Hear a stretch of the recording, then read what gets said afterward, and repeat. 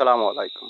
আজকে সার্বিয়ার যে ই-ভিসা আছে বাংলাদেশিদের জন্য, এগুলা নিয়ে আলোচনা করার চেষ্টা করব। ই-ভিসা দিয়ে ফ্লাই হচ্ছে কিনা, ম্যান পাওয়ার হচ্ছে কিনা, বিএমইটি কার্ড হচ্ছে কিনা, বাংলাদেশিরা এই পর্যন্ত কতজন গিয়েছেন ই-ভিসা দিয়ে আর কতজন প্রতারিত হয়েছেন। ই-ভিসা নামক যে গোল্ডেন অপরচুনিটিটা রয়েছে, এটা বাংলাদেশিরা বর্তমানে গ্রহণ করতে পারতেছেন কিনা, ই-ভিসা পাচ্ছেন কিনা, এগুলা নিয়ে আলোচনা করার চেষ্টা করব। স্টিকার ভিসা দিয়ে আপনি যেতে পারবেন সহজে, না ই-ভিসা দিয়ে আপনি সহজে যেতে পারবেন, সমস্ত বিষয় জানতে পারবেন এই ভিডিও থেকে। তো ই ভিসার যে ব্যাপারটা প্রথমেই আপনাদের জানিয়ে দিই। ই ভিসা দিয়ে কিন্তু এখনো পর্যন্ত কে কে ফ্লাই করেছেন এটা আমার সঠিক জানা নেই। আমি প্রথমে যতটুকু জেনেছিলাম, আমার পার্শ্ববর্তী এক ভাই ই ভিসা পেয়েছিলেন, ওনার কাছ থেকে আমি ফোন পেয়েছিলাম যে উনি ই ভিসা পেয়েছেন। তো আমি ভেবেছিলাম যে ই ভিসা দিয়ে হয়তো ফ্লাই করতে পারবেন উনি।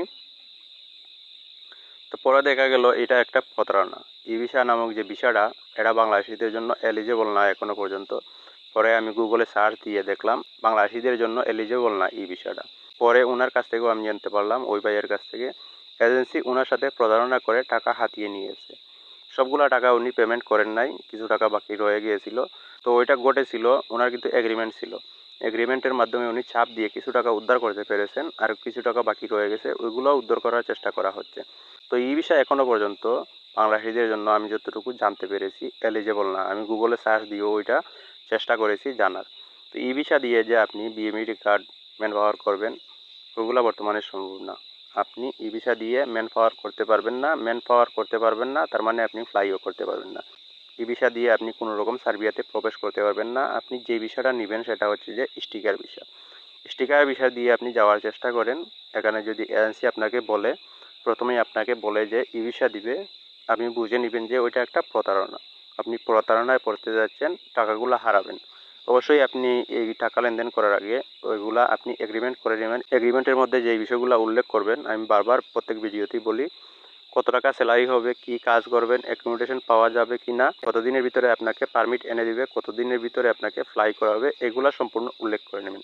তারপরও 1-2 মাস আগে পিছিয়ে হতে পারে, ওইটা ব্যাপার না।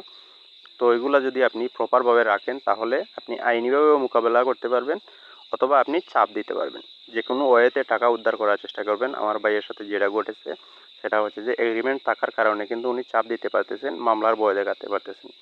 তো ওই টাকাগুলো উদ্ধার করার চেষ্টা করতেছেন। তো ওইটা আপনারাও পারবেন। ই ভিসা দিয়ে এখনো পর্যন্ত যাওয়া যাচ্ছে না। আপনাকে অবশ্যই যে স্টিকার ভিসা রয়েছে ওইটা নিতে হবে। শুধুমাত্র যে এখানে এজেন্সিগুলোর দোষ এটা না, এজেন্সিরও কিছু কিছু দালাল রয়েছে, গ্রাম পর্যায়ে এলাকাভিত্তিক কিছু দালাল রয়েছে। তারাও কিন্তু আপনাকে প্রলোভন দেওয়ার চেষ্টা করবে যে ই ভিসা খুব সহজেই দিয়ে দিবে, 15 দিনের ভিতরে আপনার ফ্লাই হয়ে যাবে, এই বিষয়গুলো বলার চেষ্টা করবে। তো অবশ্যই এগুলা থেকে আপনি এড়িয়ে চলবেন। ই ভিসা কোনোভাবেই পাওয়া যাচ্ছে না। এটা যদি আপনি ভালো কোনো এজেন্সিতে গিয়ে যোগাযোগ করেন তাহলেই বুঝে নেবেন। আর যদি ই ভিসা কোনো এজেন্সি আপনাকে দিয়ে থাকে তাহলে আপনি টাকা খরচ করার আগে ভালো কোনো এজেন্সিতে গিয়ে জিজ্ঞাসা করেন যে ই ভিসা চেক করা যায় কিনা। তাহলে আপনি বুঝে যেতে পারবেন ই ভিসা কিন্তু এখনো পর্যন্ত বাংলাদেশিদের চেক করার কোনো রকম ওয়ে নাই। তো অবশ্যই এজেন্সিগুলো আপনাকে এখানে বলে দিবে, যে ভালো এজেন্সি আপনাকে বলে দিবে ই ভিসা বাংলাদেশিদের জন্য হয় না।